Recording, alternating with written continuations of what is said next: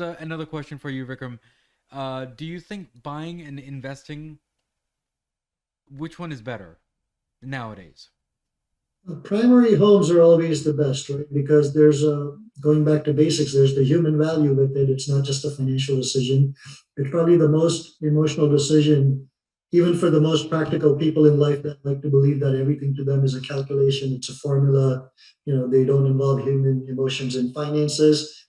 Even people like that, when we get to the closing table, when we are during going through the mortgage process and the motions, it is an emotional journey. So for a primary home standpoint, buying makes all the sense. Hmm.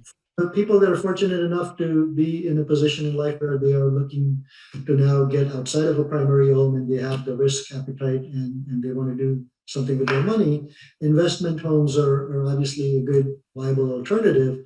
And that's where you really can separate your emotions and kind of just look at everything formulaically and on paper and see if the numbers make sense. And if they do, it's a great time right now to buy it, particularly because rates are low and rents are again climbing, particularly in the suburban areas. Again, that transformation from city to suburbs, where you have people from North Jersey or the New York market coming into Central Jersey, which is again putting upward pressure on rents. So if you're an owner of that investment property, you're able to reduce your mortgage through lesser rates and at the same time come into higher rent payment. It's helping both ways. So, Vikram, one last thing before I let you go. Um, do you think renting is better or buying is better?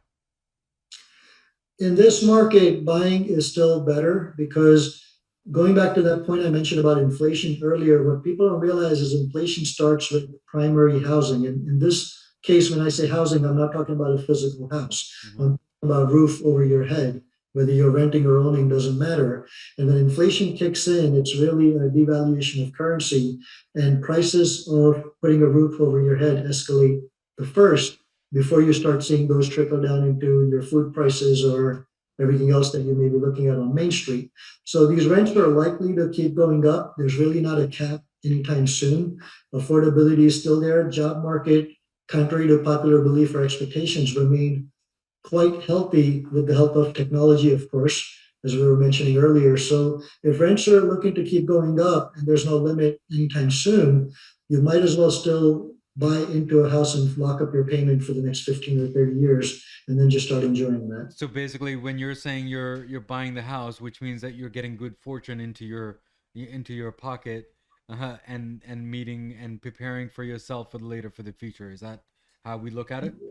Absolutely. And also, right now is a good time because if you are a credit worthy buyer, you don't really need a lot of money in pocket to get into a house. I mean, 5% down, 10% down is a good enough amount to secure a home. And then if this inflation story persists, which for now it seems like it will, and the supply demand imbalance is such at such extreme levels where it's going to be a multi-year process to unwind that. Hmm. So prices of homes or rent are going to keep going up. So the earlier you get in, the better off and the quicker you're going to be on the right side of the equation. Yeah. So Vikram, any